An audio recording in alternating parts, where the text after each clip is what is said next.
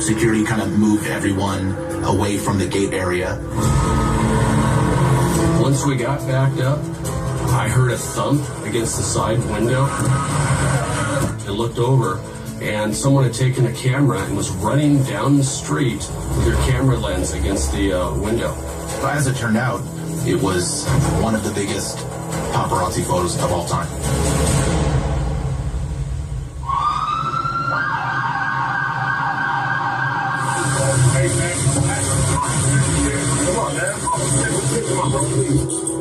When we arrived at the hospital and proceeded inside, we went into one of the treatment rooms where there was a large gathering of technicians, nurses, the doctor who's in charge, and the doctor in charge spoke with Dr. Murray.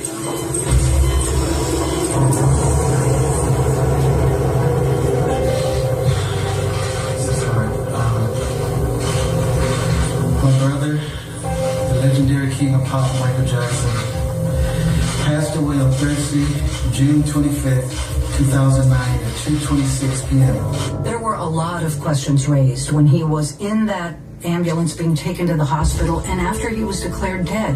Who killed him? Was it an overdose? Did he have a heart attack? How did this happen? How did Michael Jackson die? Did he cause his own death? Or was it caused by somebody else? Dr. Conrad Murray's defense's theory was that Michael Jackson had done something while Murray was out of the room and leading to his own death. This was not an OD. The coroners told me immediately that the only drug that was in Michael's body was the drug that was administered to him that night. And that was it. He was totally clean. Do you think we'll ever find out the truth?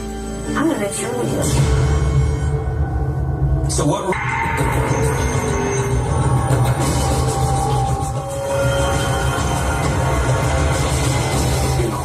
Years as a paramedic, I had never seen that level of chaos at any incident I've ever been at. I could see kind of through the hinge area of the fence that there was a gurney being wheeled out to the ambulance, and I could tell that it was Michael on the gurney. So at that point, I told my photographers, we really need to try to get this picture when the ambulance pulls out. Once the patient and the equipment was loaded in the ambulance, myself and Dr. Murray got into the ambulance and then started backing out of the driveway. At that point, that's when I knew that this was not an ordinary call. His staff during that time looked like I've never seen them before in any situation.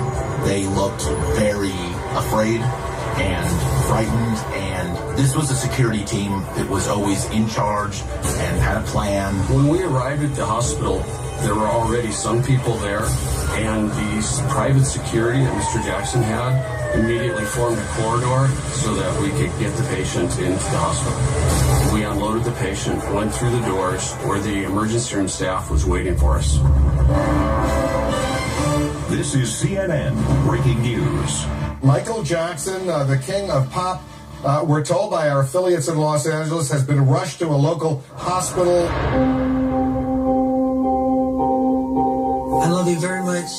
What a long, strange trip it has been for Michael Jackson, from child star to creator of the best-selling album ever. Hopefully, that's what I do with my music, bring happiness to people and to bring joy, and some peace in their lives. Reclusive billionaire and criminal defendant, but famous or infamous, one of the best-known people on the planet ever. Alan Duke of CNN is over at the UCLA Medical Center. They're not saying anything here at the hospital. In fact, many of the hospital employees don't know, or at least didn't know, what was going on. We didn't know about Dr. Murray at that point. We didn't know that Michael had a personal physician who had every night been giving him this propofol infusion to treat his insomnia. Who would have imagined that? Tonight, what we know about how he died, how he is being remembered, and how he lived.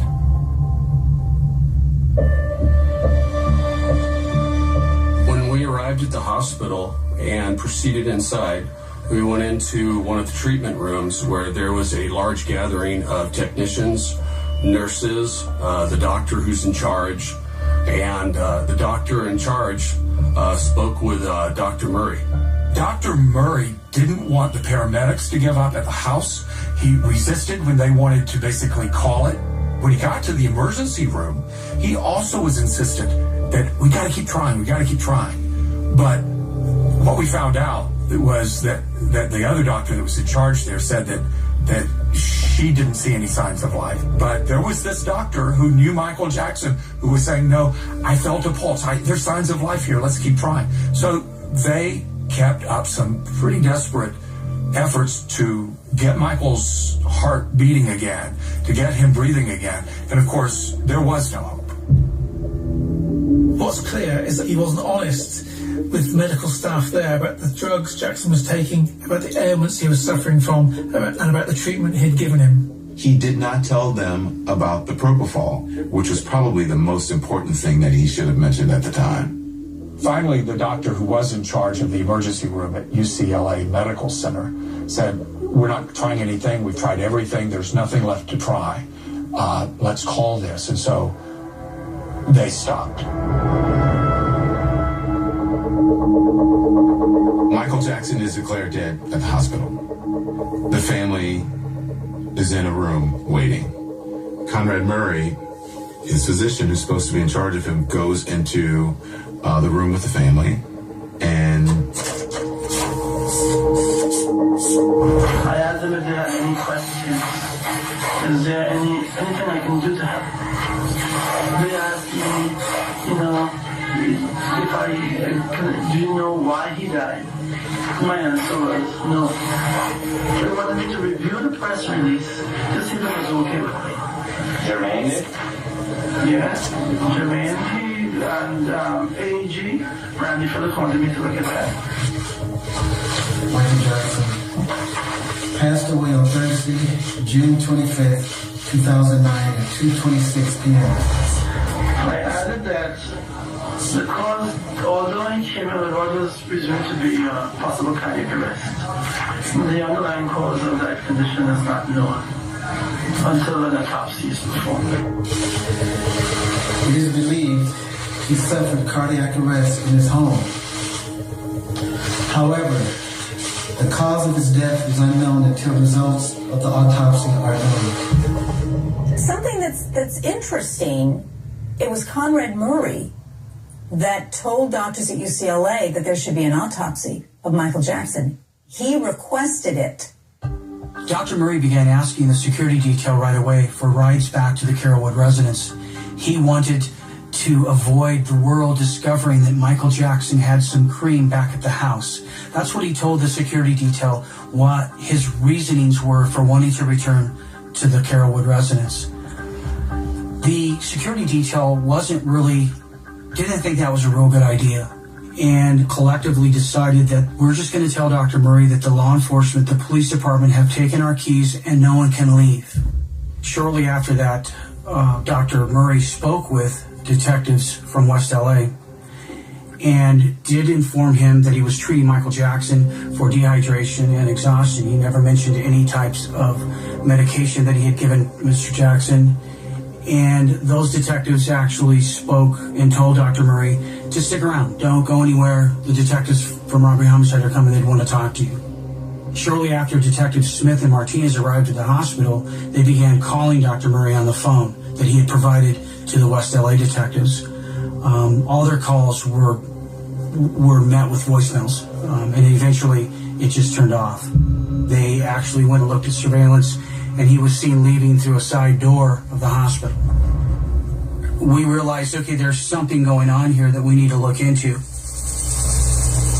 We're told that helicopter carrying Michael Jackson's body has left UCLA Medical Center, heading to the coroner's office. After Michael's death, his body was taken to the Los Angeles County morgue. The world was eager to know what really happened to the King of Pop. Many people thought that, if you read online, that Michael was murdered. Many people thought that he committed suicide. Many people thought maybe one of his handlers just did him in, because the fact of the matter is, Michael was deeply in debt when he died.